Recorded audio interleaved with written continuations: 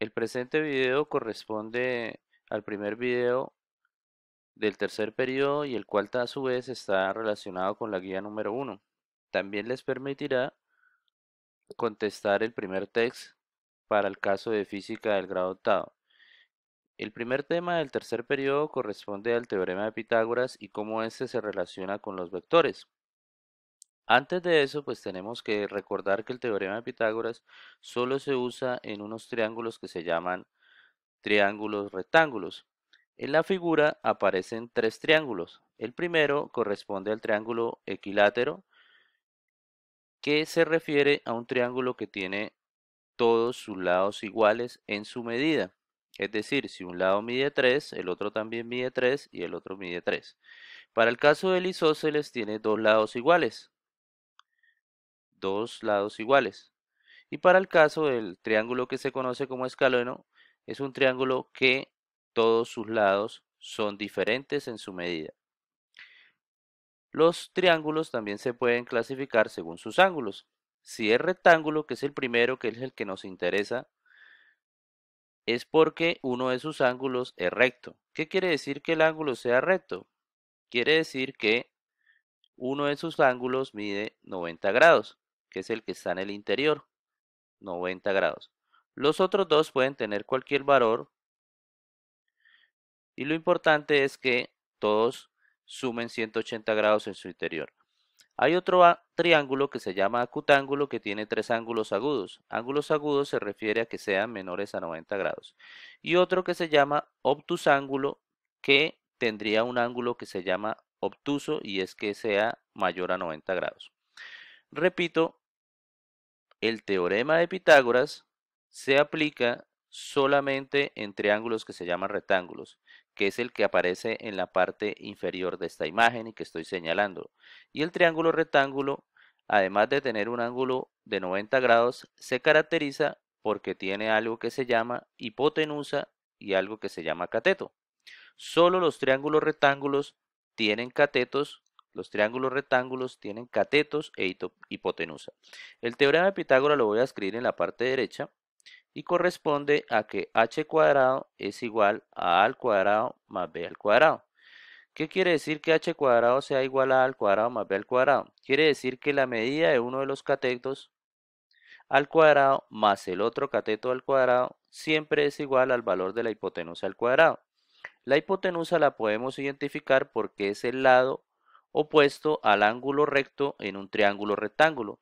La hipotenusa tiene su nombre solamente en los triángulos rectángulos y los catetos también son llamados solamente en los triángulos rectángulos. Para terminar este video les voy a revisar un ejercicio, vamos a revisar un ejercicio en el cual utilizamos el teorema de Pitágoras. Vamos a suponer que los lados tienen la siguiente medida. Vamos a suponer que uno mide 20, el otro mide 21, dependiendo de las unidades, digamos 21 centímetros, pueden ser 20 centímetros, y digamos que la h sea igual a 29. Los valores no importan, lo importante es que si yo le asigno estos valores es porque se debería cumplir el teorema de Pitágoras. Es decir, los valores no son arbitrarios. Revisemos si se cumplen. H cuadrado debe ser igual a al cuadrado más b al cuadrado, que es el teorema de Pitágoras que se aplica solo en triángulos rectángulos. La h al cuadrado significa que la medida del 29 debe estar al cuadrado y debe ser igual a 20 al cuadrado más 21 al cuadrado. El valor que aparece en la parte superior, recuerden que se llama exponente, que estoy señalándolo, y todos los exponentes son 2 en el teorema de Pitágoras. Ese exponente quiere decir que el que está abajo, que se llama base, tenemos acá base 29, base 20 y base 21. Significa que la base se tiene que multiplicar dos veces. Si tuviese un exponente 5, pues se multiplicaría el numerito de abajo 5 veces, pero como tiene 2, entonces solamente 2 veces. Entonces me va a quedar 20 por 20 más 21 por 21. Ese es el teorema de Pitágoras y lo que estoy haciendo ahora es tratando de demostrar con un ejemplo si se cumple o no. 29 por 29 es, bueno, ahora no me acuerdo, 400 más el 21 por 21 es 441. Si sumamos 400 y 441 me da 841. Es decir, que 29 por 29 debe ser 849. 841. Y las unidades son, pues, 841 centímetros igual a 841 centímetros. Y hemos comprobado el teorema de Pitágoras en este ejemplo. Y eso era lo que quería hacer en el ejemplo.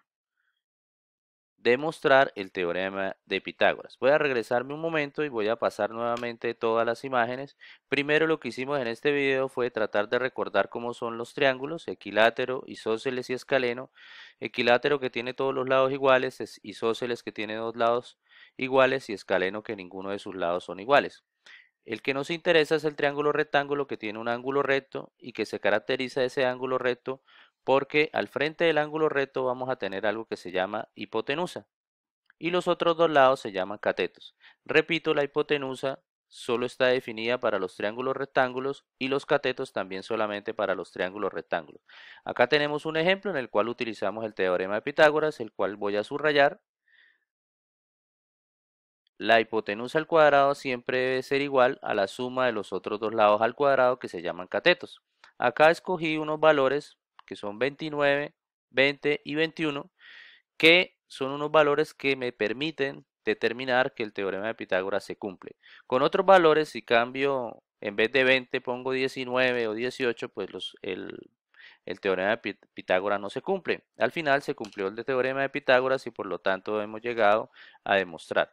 Espero que este video les sirva para poder contestar el text 1 de la guía 1 correspondiente al tercer periodo de física de grado octavo.